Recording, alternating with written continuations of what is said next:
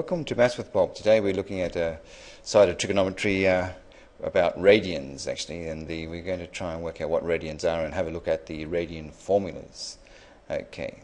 Now, the first thing I always think is that radian, what is a radian? Well, you probably notice on the calculator you have the different modes. Okay, there's a mode DG, okay, RAD, and GRA, sometimes GRAD.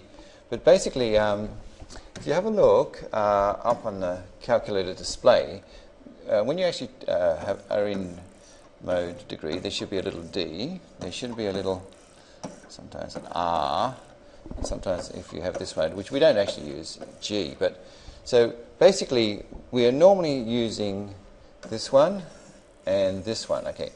If you're a surveyor, you might use gradients. Okay, there's 100 gradients in 90 degrees, but we're not worried about gradients as an angular measurement in trigonometry, and we normally worry about degrees, DEG, and RAD, rad, or radians. Okay, so the question comes, what is a radian? Okay, I'll just rub this out. Okay, so just be aware of the different modes in the calculator. Okay, so what is a radian?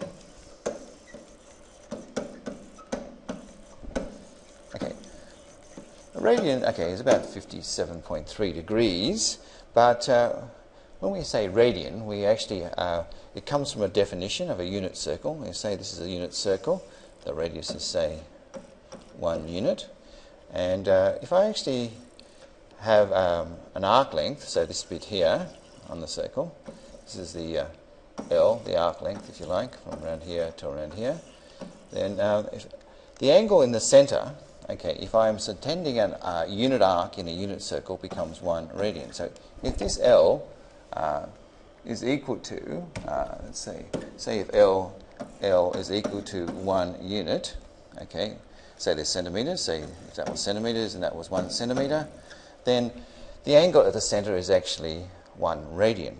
So it's defined in terms of subtending an angle, an arc subtending an angle, or the angle subtended by an arc in a unit circle, if it's a unit arc, would in fact be 1 radian. Okay, so I can sort of extend this to, obviously, if it's half a circle, to subtend pi radians, and we'll just extend that to, let's actually extend that, let's actually just change this slightly. Okay, suppose we, okay, so let's actually do a semicircle. Okay, so we know that this is 180 degrees. Okay, if this is the radius is in fact 1, the actual arc length is actually pi units. Okay, okay, and we know that 1 unit subtended 1 radian, and in fact pi units subtends pi radians. So in fact this is where we get what's called the conversion factor for radians to degrees, and we actually can see that basically the idea is that pi radians, sometimes written with a little c above it, is equal to 180 degrees. Okay, and this will give us a conversion between radians and degrees. So if you like, 1 radian is 180 over pi degrees. So if I had, say, 3 radians, I multiply by 180 over pi. And that this is sometimes said to be an enlargement factor. This is, say, it enlarges. Okay, because 180 over pi, as you can see, is an enlargement factor. If I go the other way, so I want 1 degree, you can see that is actually pi over 180. Okay, so this is actually a shrinkage, if you like, or a sort of a, basically make it smaller, if you like, a shrinkage factor, I suppose. If you want to think of it like that. So basically, if I'm actually converting degrees to radians, I'm actually shrinking them, basically, because basically I need to multiply it by pi over 180, and as you can imagine, you're dividing it by 180, it's obviously going to make it much smaller. So this is shrinks, I just call it. Okay, so shrinkage factor. Okay, so this is how we do it. Let's actually do a quick example. Suppose I had, say, 2.5 radians. Okay, 2.5 radians is 2.5, okay, times 180 over pi degrees. Okay, and we could work that out on a calculator. 2.5 times 180 divided by pi. Okay, it's about 143 degrees, 0.2. So it's roughly, okay, 2.5 radians is about 40, to the nearest degree, 143 degrees. Okay, suppose I wanted to go the other way. Suppose I had, if you like, say 67 degrees. Okay, 67 degrees. How many radians is 67 degrees? Okay, these are examples. Okay, so what I do is I actually go, well, it's 67 times now the shrinkage factor, which is pi, divided by 180. And we just do that on the calculator. Just go 67 times pi.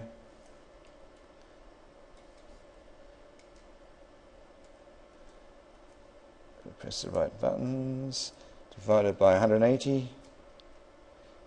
Okay, it works out to be about 1.17 to 2 decimal places. Okay, so it's about 1.17.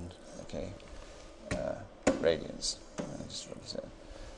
Okay, 1.17 approximately. This is to 2 decimal places. Radians with a little c there. Okay, we're now going to look at the actual formulas involved with radians. Okay, well, you can see we've got 2 circles here, a blue one and a purple one. I'm going to actually use the new formulas, the radian formulas, on the blue, and the old way we'd do it on the purple one. So let's have a look at arc length first. We know L is equal to R theta. This is our new radian formula for, and if we had a radius, let's actually put a radius in, say a radius of, say, 5 centimeters. Okay, and suppose the angle was, say, 1.5 radians. We know the arc length very easily. L is equal to R theta, and when theta is in radians, this is just going to be equal to 5 times 1.5, or if you like, 7.5 centimeters. So if the angle is already in radians, you can see it's actually very easy. And that arc length, as you can imagine, is just this bit along here. So it's going around here. So that would be 7.5 centimeters, that little green arc there. Now, okay, suppose, we had, the same sort of situation. We had a sort of radius of 5 centimeters, okay, and instead of, say, a radian measure, we had like 100 degrees or something like this in the center here. Okay, the old way we'd have to do this is we'd have to say, well, okay, what was the circumference? The circumference formula, C was equal to 2 pi r, okay. So we now have a fraction of the circumference. So this fraction, this arc length we want again here would be 100. So in fact what we'd do is we want a fraction of the circumference. So the circumference fraction would be, what, 100 over 360, because we know there's 360 degrees run around, times 2 times pi times the radius in this case, which would be 5. So this is how we normally do it. And if you do that, you end up getting about 1,000 pi on 360, which turns out to be, what's that? Let's write that, 1,000 pi on 360. Okay, it's approximately about 8.73 centimeters, okay? 8.73 centimeters to 2 decimal places, okay? All right, so just, okay, oops, let's write that again, 8.73, okay. 8.73 centimeters. Okay.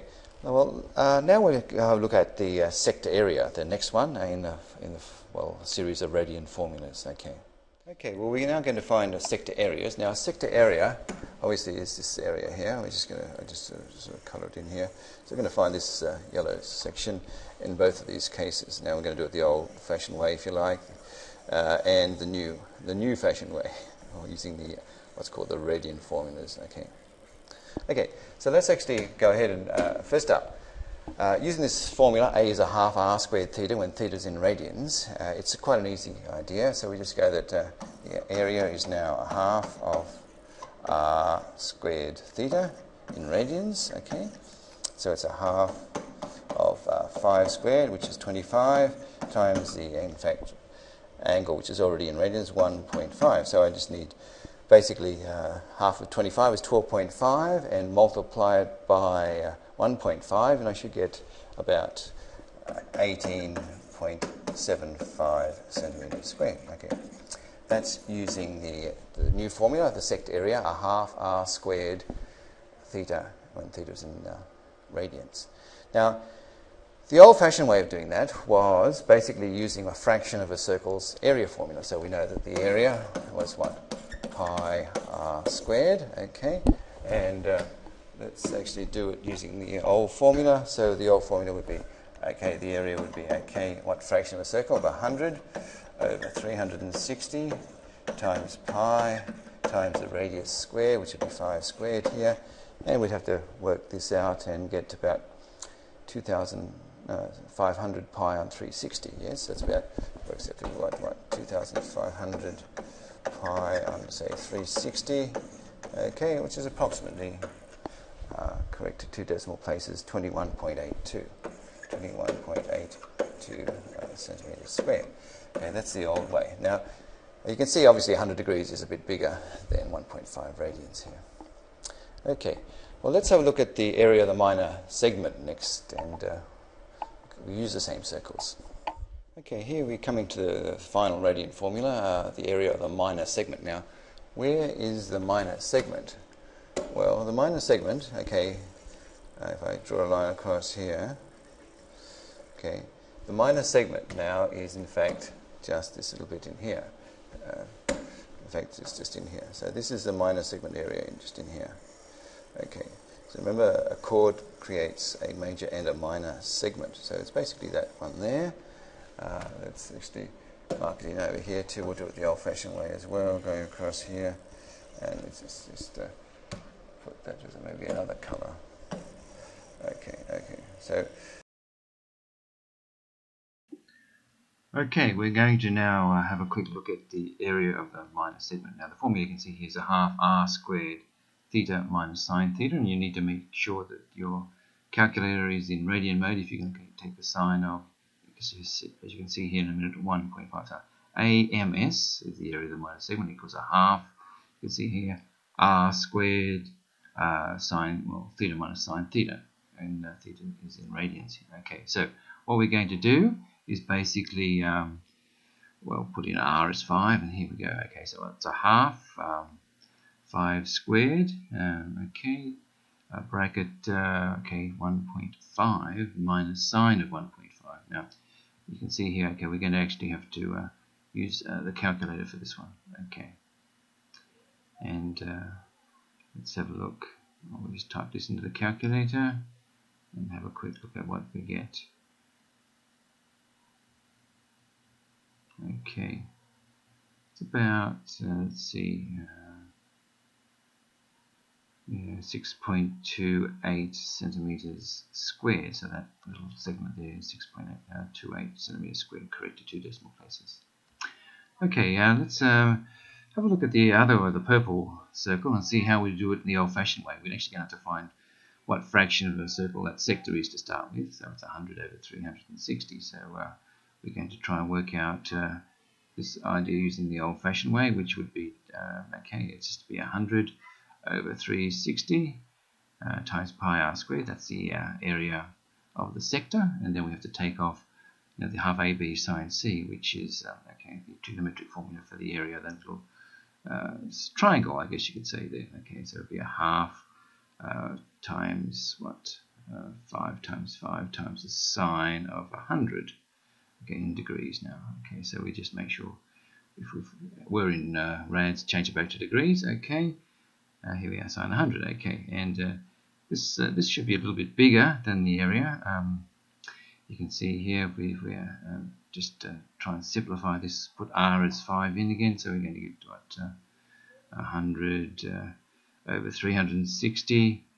Okay, well actually 10. We'll just change it to 10 over 36 times pi times 25. Okay, minus, it's going to be what, about half of 25, so about 25 on 2 sine 100 degrees. Okay, well, we just have to type this into the calculator, and I think it's about 9.51 centimeters squared, correct to 2 decimal places. Okay, well, thank you for watching, and we'll see you next time. Bye for now.